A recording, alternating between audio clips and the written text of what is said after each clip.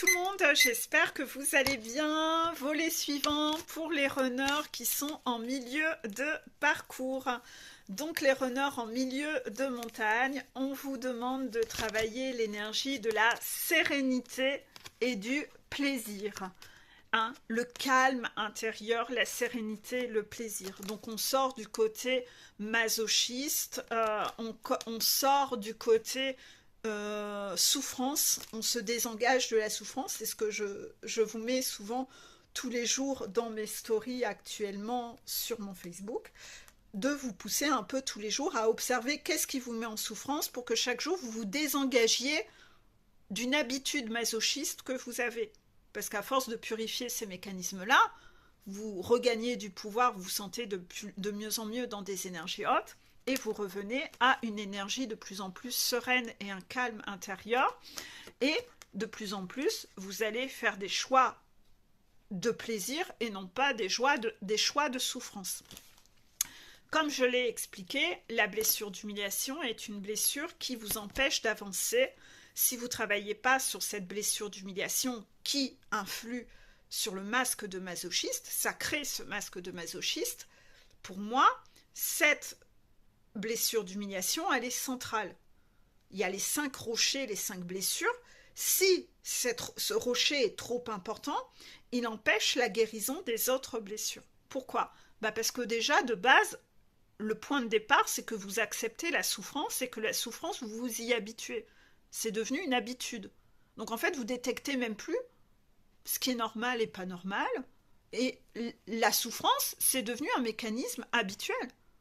C'est devenu une routine de vie pour vous. Donc, c'est quand même difficile de faire les bons choix de la sérénité et du plaisir dans ces cas-là. Donc les autres blessures ne se guérissent pas, elles bloquent. Donc c'est important à un moment de conscientiser que tous les choix que vous faites sont quand même des choix masochistes. Et que vous endossiez votre part de responsabilité, que quelque part, c'est vous qui avez permis à ça de se mettre en place dans votre vie. Parce que vous avez donné le pouvoir à vos bourreaux, vous leur avez donné un rôle beaucoup trop important dans votre vie, vous avez été permissif et vous avez laissé les gens décider pour vous. Et accessoirement, tous les actes que vous avez sont masochistes. Les choix que vous posez sont masochistes. Les paroles que vous dites sont même pas alignées et il y a du masochisme. Il y a de la destruction, il y a de l'auto-sabotage. Tout ce que vous n'exprimez pas, quand vous tapez pas du poing, vous êtes dans du masochisme. Donc vous êtes dans du masochisme dans tout. Runner, tu es porteur de l'énergie yang. C'est-à-dire que toi, dans tes priorités de vie, tu n'écoutes pas ton émotionnel. Tu coupes ton émotionnel. Tu coupes ton émotionnel. Tu te coupes de la réalité. Tu te coupes de toutes tes perceptions.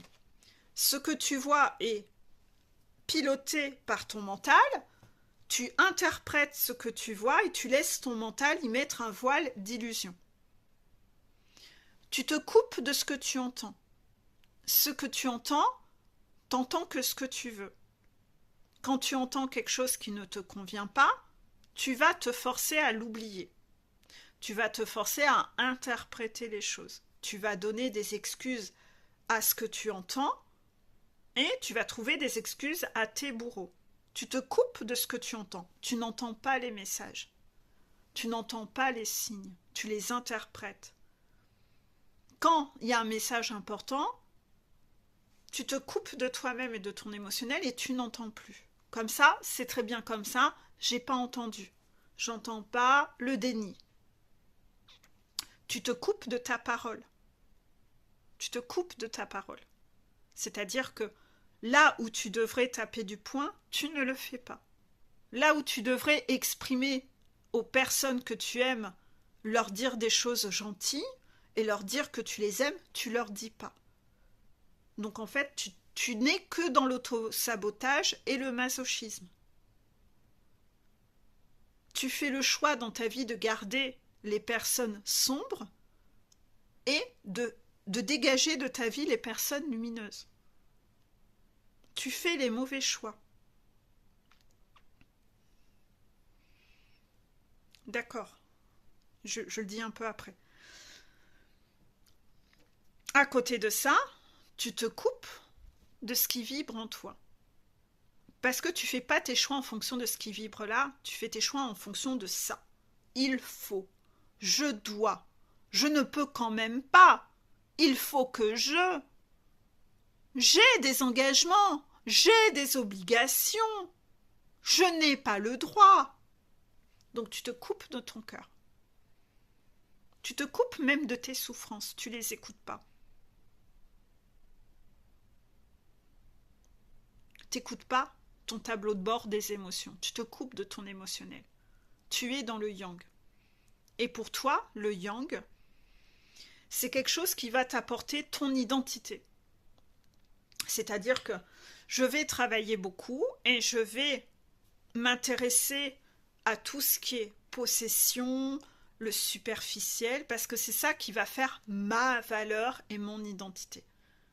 Comme j'aurai de la valeur, je vais impressionner, les gens vont m'aimer. Je vais être aimée de mes parents. Ils seront fiers de moi. Et donc, je m'entoure de gens qui me donnent de la valeur. Je vais m'entourer de gens qui ont beaucoup d'argent, qui ont une belle maison, une piscine, qui peuvent m'inviter. Comme ça, je pourrais montrer à tout le monde que, waouh, putain, moi, j'ai des belles relations du haut de gamme. Parce que pour toi, la richesse matérielle est signe de, de haut de gamme.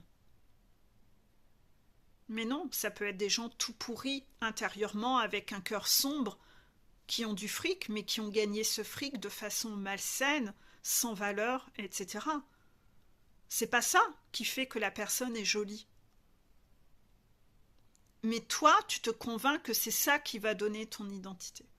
Et pendant très longtemps, pour toi, tes notions de plaisir vont être liées à tout ce qui est matériel et superficiel. Donc tes activités, tes loisirs vont être très superficiels et vont être beaucoup liés à du matériel. Et tu te convaincs que c'est ce qui te rend vivant. Non, tu es en train d'apprendre à mourir de l'intérieur et à devenir un fossile. Confère la chanson de Vianney, d'accord? Que je remettrai.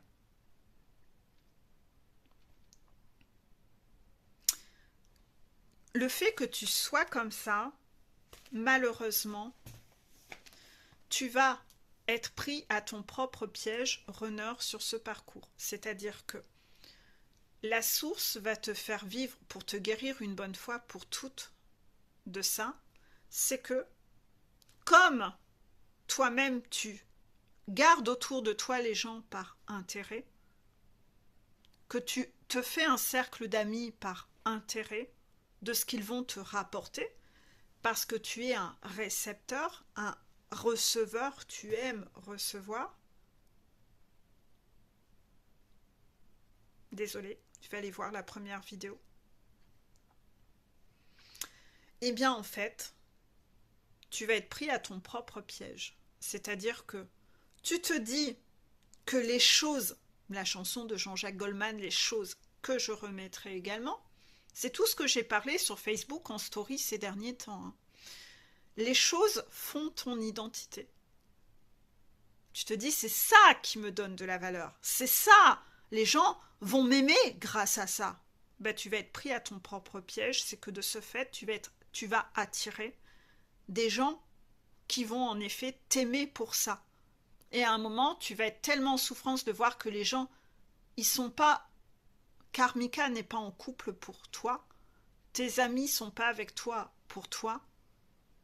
Ta mère, elle parle de toi non pas pour qui tu es, mais pour ce que tu possèdes. Mais c'est ce que tu as cherché, puisque toi-même, c'est ce que tu as été. Tu as une part de responsabilité. C'est que toi-même, tu t'es dit, mon identité, c'est les choses. Bah, tu as attiré des gens qui se sont intéressés à ton identité. C'est des gens qui sont intéressés à tes choses, mais pas à toi. Donc tu es pris à ton propre piège. Tu es devenu ton propre bourreau. C'est toi qui as créé ça. Donc tu peux être déçu et te dire « je subis une injustice ». Ouais, mais tu as une part de responsabilité en fait. Si ta chaiseur, elle fait la chaudasse et que, je sais pas moi, elle danse sur scène en grosse mode, en mode chaudasse. Elle joue à la chaudasse. Bah, à un moment, elle va attirer des gars tout pourris qui vont l'aimer. Bah, que pour son cul. Et là, tu trouveras toi normal. Bah ouais, mais c'est normal. Attends, t'as vu ce qu'elle a fait, etc. Voilà. Toi, d'extérieur, tu sais être juge de ça. Mais toi, est-ce que tu sais être juge de toi-même et de ta part de responsabilité dans tes conneries et ce que tu as fait? Ou est-ce que tu es rigide? Tu sais surtout juger les autres, mais tu ne te juges pas toi-même. Ouais, les guides disent t'es vraiment rigide, tu ne te juges pas assez. Donc là, il va falloir que tu apprennes c'est quoi la sérénité, c'est quoi la vraie notion de plaisir, de façon beaucoup plus saine.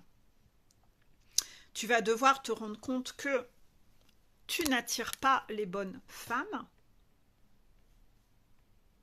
parce que les femmes que tu attires dans ta vie sont des femmes qui s'intéressent à ton paraître, aux choses, et non pas à toi. Elles ne sont pas là pour qui tu es, non.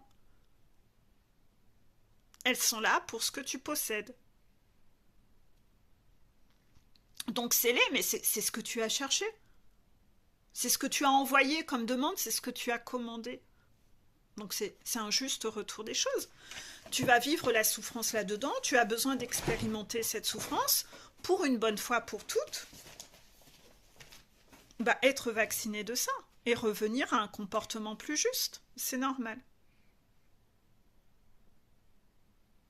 Donc les runners doivent écouter leur émotionnel et leur yin. Ils doivent écouter leur part féminine et leur émotionnel. Ils doivent arrêter de s'écouter. Ils doivent arrêter d'écouter leur part sombre. Le yin, c'est la part féminine, c'est la femme qui est en vous. Vous devez écouter votre émotionnel au lieu de vous en couper. C'est ce que le runner, c'est pour ça que la souffrance va devoir atteindre un niveau tel que le runner ne pourra plus couper son émotionnel.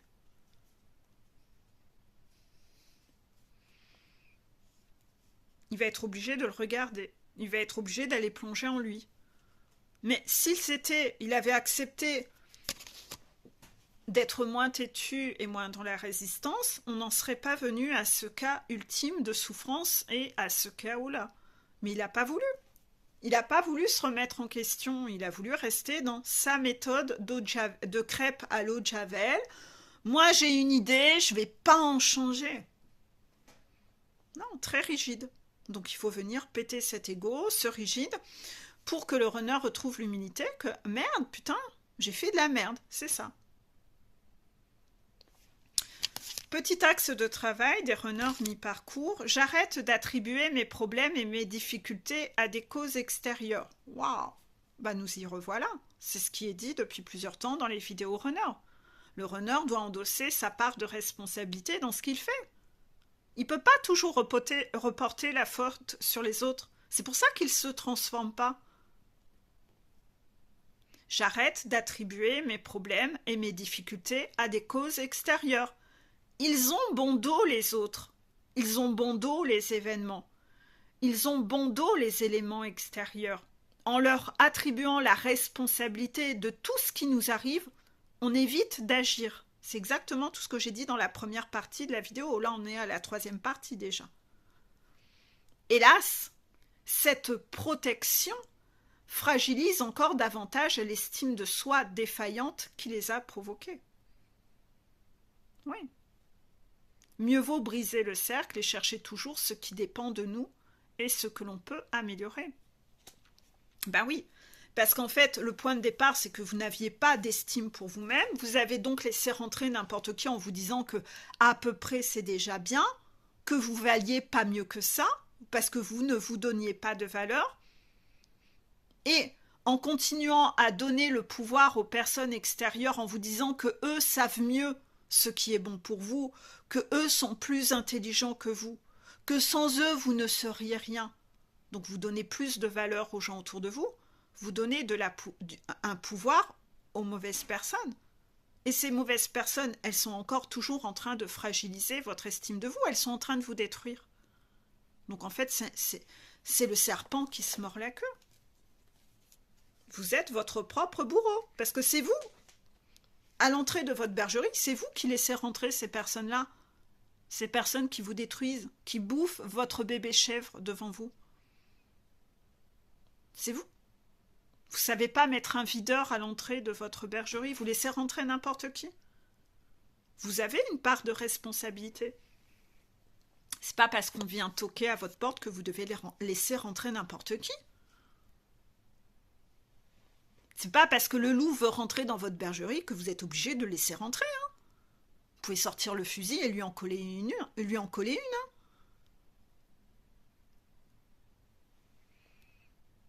C'est le destin qui distribue les cartes, oui, mais c'est nous qui les jouons, c'est ça. Tu es maître de ta vie, hein, c'est toi qui joues aux cartes. Hein.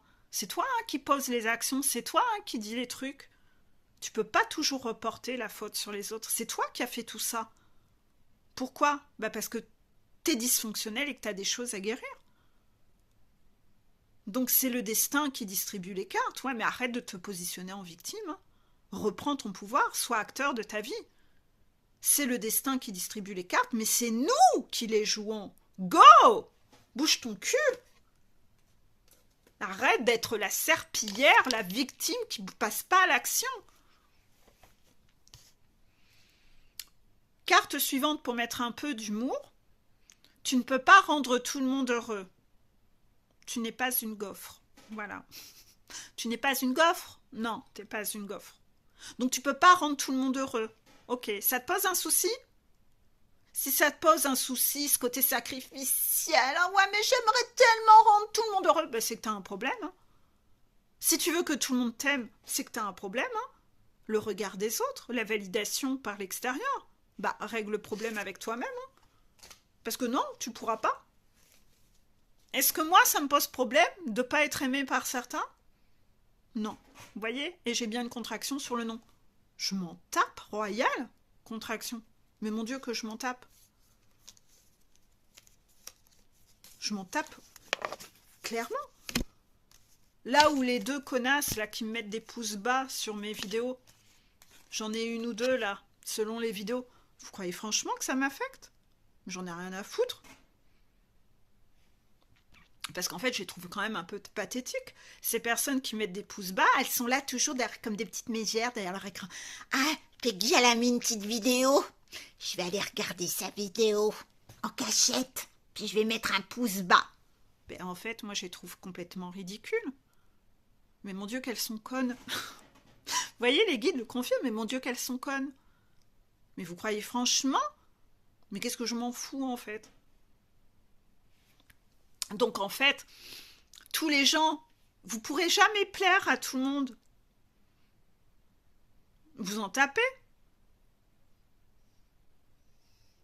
Moi, le principal, c'est que les gens qui viennent en coaching avec moi viennent vers moi pour ma personnalité. C'est comme ça que vous devez être dans votre vie. Parce que les connasses qui regardent mes vidéos alors qu'elles m'aiment pas et qu'elles continuent de regarder mes vidéos, mais en fait, ça me fait doucement rire, en fait. Mon Dieu que c'est con. Ouais, alors moi, j'aime pas le gâteau au chocolat, mais je vais continuer à manger du gâteau au chocolat pour dire qu'il est pas bon.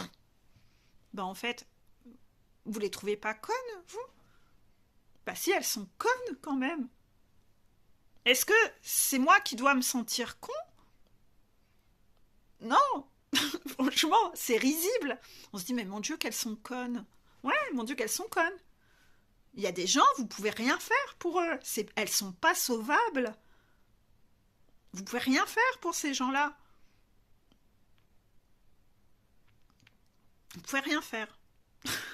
Et ça, faut l'accepter. Vous n'aurez pas le contrôle sur tout ça. Je regarde quand même l'heure.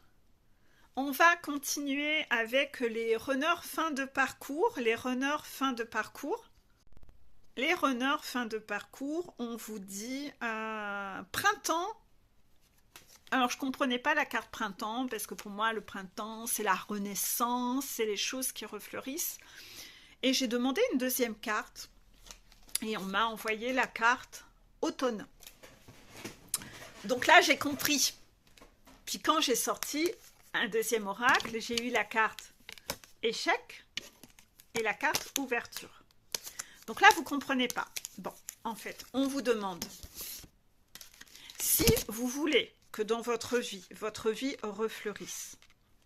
Le printemps, la datation n'existe pas en spiritualité. Quand quelqu'un vous annonce un délai, c'est que la personne n'est pas connectée à la spiritualité. Ça veut dire qu'elle fait des interprétations de cartes. Parce que en spiritualité, on ne peut pas savoir d'avance le temps que ça prendra. Puisque ça dépend de votre libre arbitre, des choix pourris que vous faites et de la vitesse à laquelle vous allez guérir et vous transformer et poser de meilleurs choix. Ça, on ne peut pas l'anticiper. Vos guides sont spectateurs du rythme auquel vous avancez. Ils ne peuvent pas savoir. Donc, la carte printemps ne parle pas de la saison, ça parle de renaissance. Donc, si vous voulez que dans votre vie, il renaisse, avant le printemps, il se passe quoi? Ben, il y a d'abord l'automne. Et l'automne, c'est quoi? On doit perdre ses feuilles. On doit lâcher ce qui n'est plus aligné avec vous. C'est toujours comme ça que fonctionne un éveil spirituel. C'est que vous allez d'abord devoir déconstruire avant de reconstruire. Vous arrivez sur un terrain vague, vous achetez un terrain, il y a une vieille bâtisse, ben vous allez devoir la démolir avant de reconstruire votre nouvelle maison. Vous allez donc devoir démolir votre ruine avant de reconstruire votre maison rose. En plus, je suis en rose aujourd'hui. Vous voyez ce que je veux dire? Donc, en fait, par rapport à ça, à cette énergie de l'automne, vous allez devoir laisser les feuilles d'automne tomber, accepter que ces feuilles tombent avant que les nouvelles feuilles et fleurs renaissent. Donc, vous allez devoir toujours passer par un processus de purification avant de faire rentrer le renouveau. C'est comme ça dans tout. C'est-à-dire que vous allez d'abord devoir vous séparer des gens qui ne sont pas bons pour vous, pour qu'il y ait de la place, pour que la source puisse vous faire rentrer de nouvelles personnes.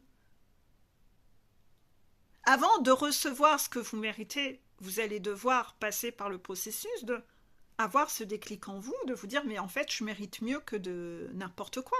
Donc vous allez devoir passer par des processus, des étapes de séparation de ce qui ne vous convient pas. Vous allez devoir, en saison de l'automne, et là on arrive à la fin de l'automne, vous séparer de tout ce qui vous met en échec. Vous les voyez là, tout est tombé, les pions sont tombés par terre. Situation d'échec. Elle n'est pas très lumineuse, cette carte. Elle est sombre, c'est une situation d'échec. En automne, on doit lâcher ses feuilles, on doit lâcher tout l'ancien, le passé, tout ce qui n'est plus aligné avec nous.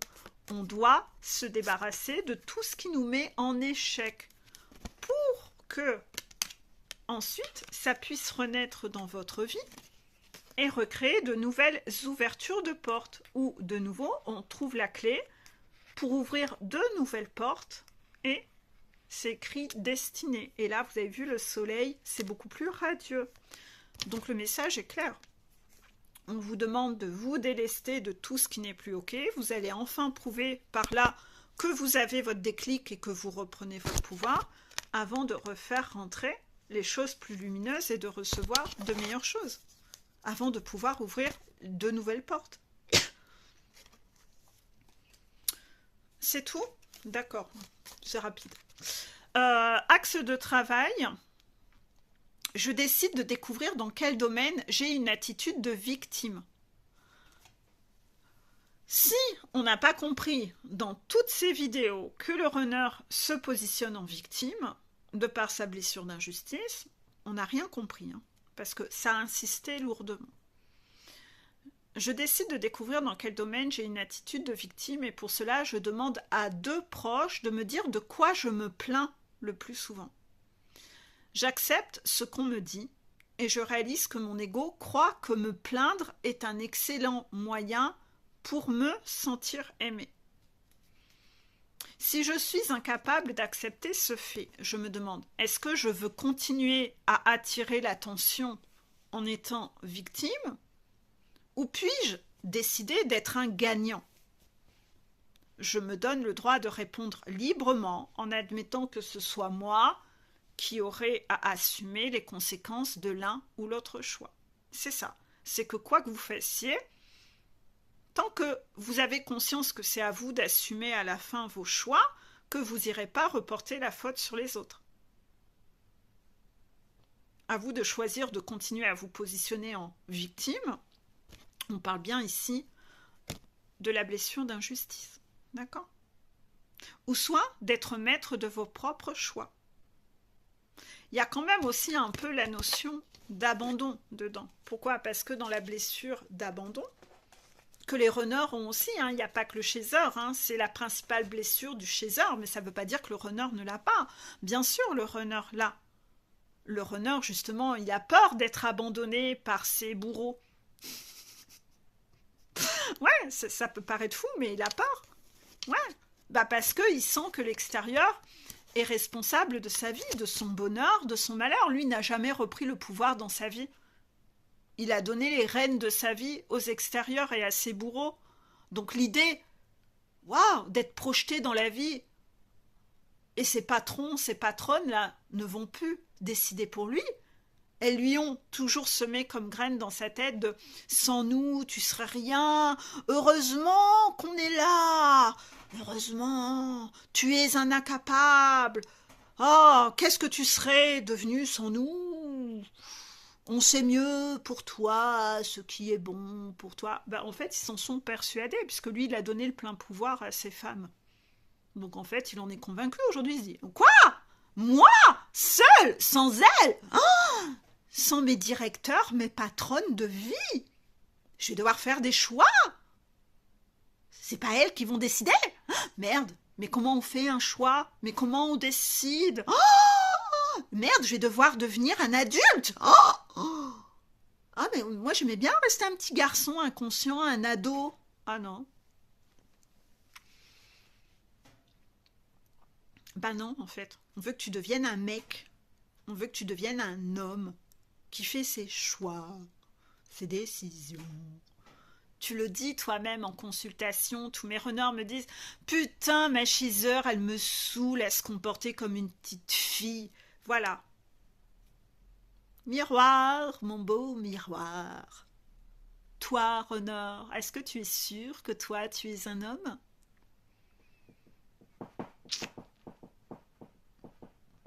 L'immaturité ne serait pas un effet miroir?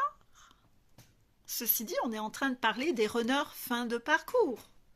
Runner, si tu es toi en fin de parcours, ça veut dire que ta chaser, elle est en complétude depuis déjà un moment. Si elle est en complétude depuis un moment, elle n'est plus une petite fille. Non, elle a retrouvé ses couilles. Elle est devenue une femme. Donc, le plus gamin de vous deux à l'heure actuelle, c'est malheureusement toi. Parce qu'elle a déjà guéri cette partie-là, puisqu'elle a monté sa montagne avant toi. Donc toi, tu peux plus être dans ce jugement que c'est une petite fille. Non, tu sais que ta chaser, elle est plus comme ça. Mais toi, par contre, t'es encore un ado, en fait. Et ta chaser, elle trouve pas ça sexy, en fait.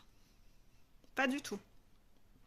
Comme toi, tu trouvais pas sexy son côté petite fille. Non. Ouais, c'est pas un couple de pédophiles, les FJ. C'est pas, ouais, alors moi, je vais être en couple avec un bébé. Je suis pédophile sur les bords. Non, c'est des êtres de lumière. C'est pas des pédophiles, ni l'un ni l'autre, en fait.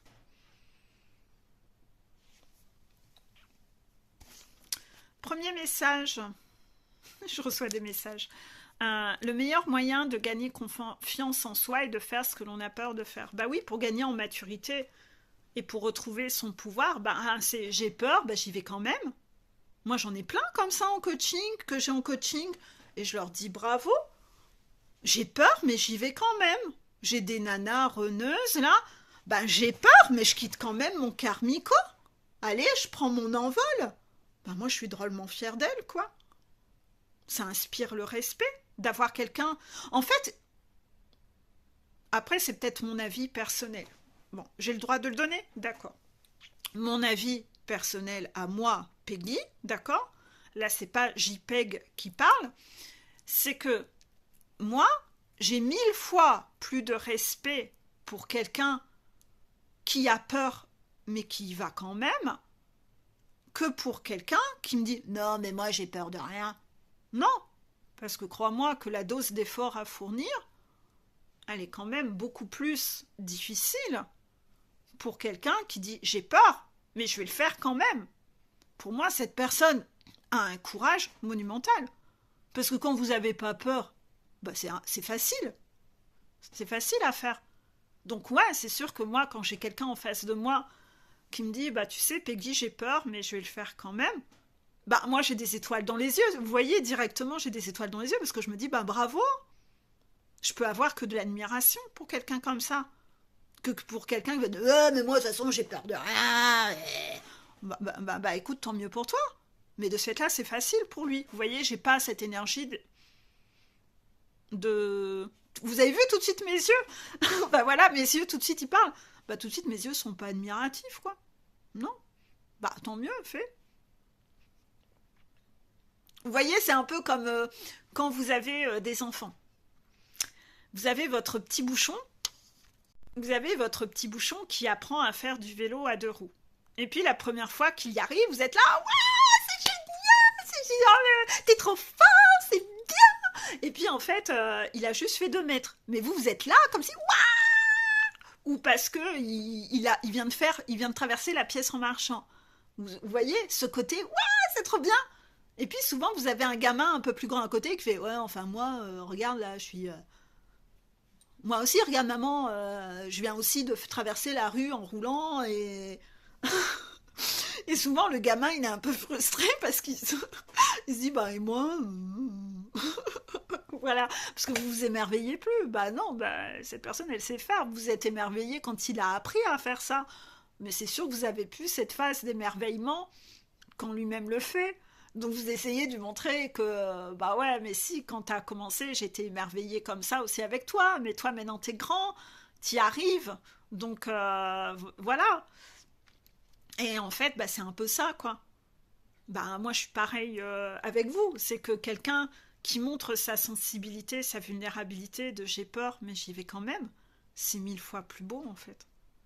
De toute façon, après, moi, c'est ma personnalité comme ça. C'est que je suis pas du tout attirée ou séduite par les gens, les cœurs de pierre, les personnes qui n'ont pas de cœur.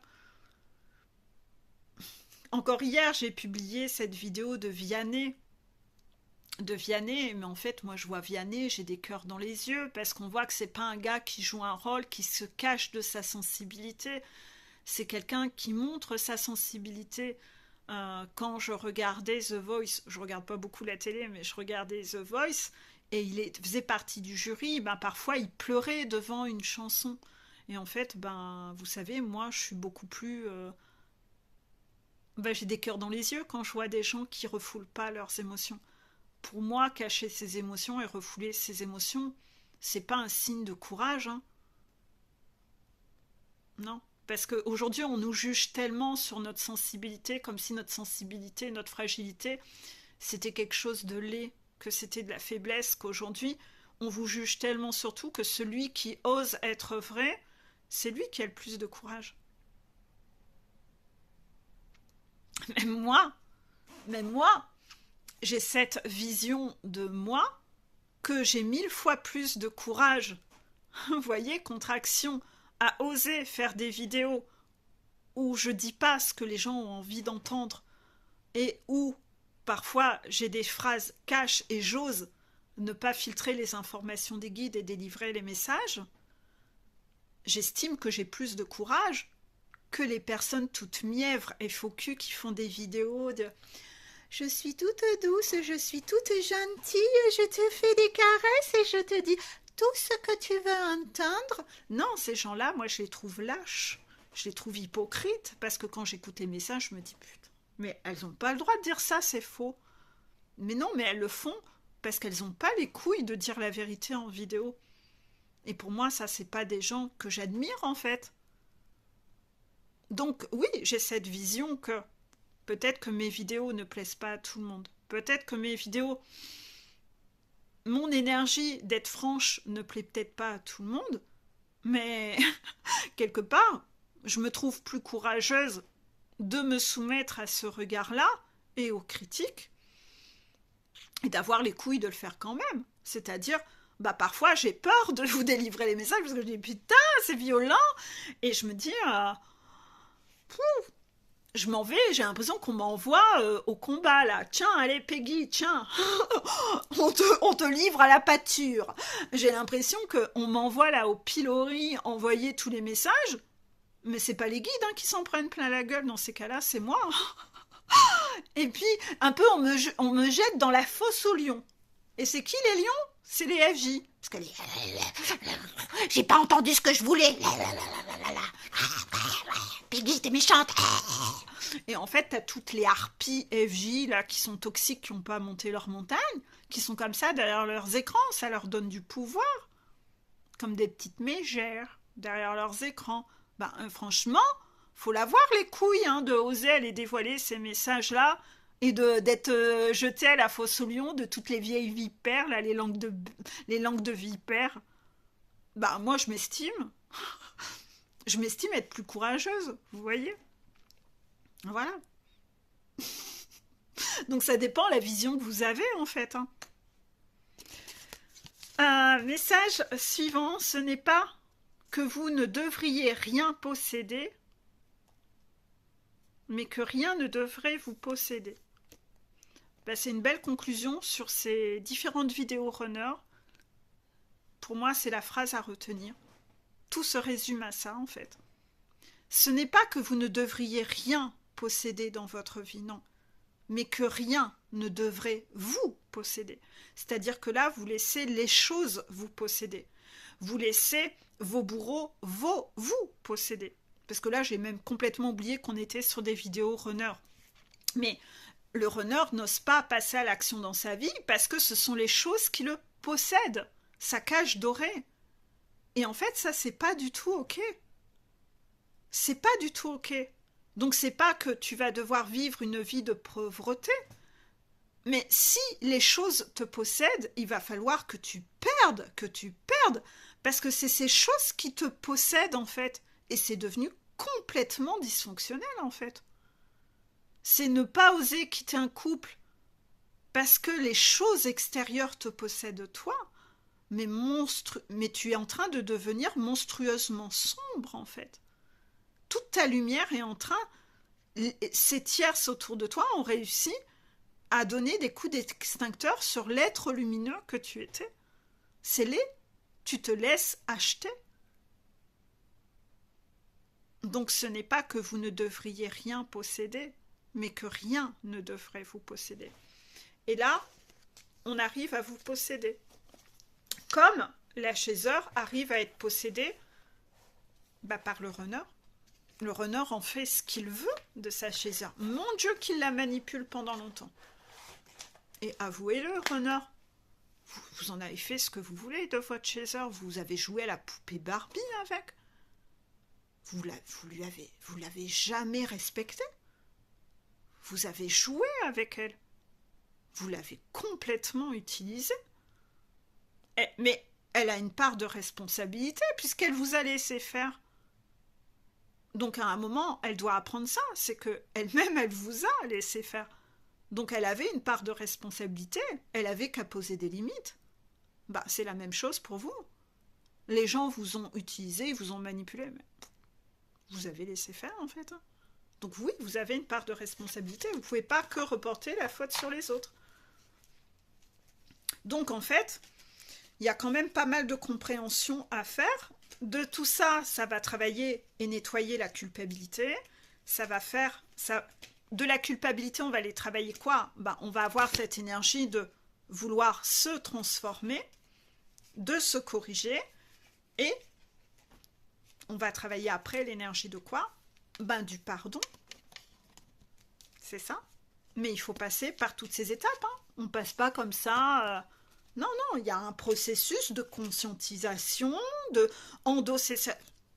On peut pas vibrer intérieurement telle ou telle chose, ou telle compréhension, si on passe pas par ces différentes étapes, en fait. Il y a des étapes à franchir dans ces guérisons. Les phases du deuil, etc. On peut pas aller plus vite que la musique, en fait. Voilà. Bon, j'espère que vous avez aimé ces vidéos. Je sais toujours pas si je vais repasser un rythme de 2 jours ou de 3 jours. 3 jours, 2 jours, ouais.